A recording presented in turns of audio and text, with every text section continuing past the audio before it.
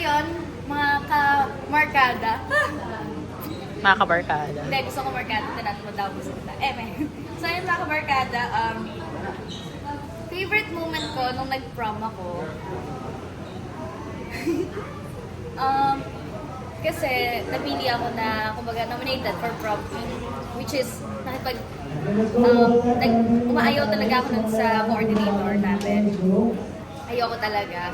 Pero ang tinakot sa akin is, babawasan daw grades ko kapag hindi ako pumunta sa harap.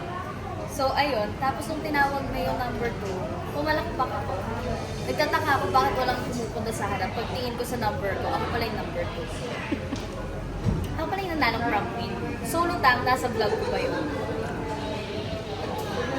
Congrats prom queen! Hindi ko expect na ako yung mananalo.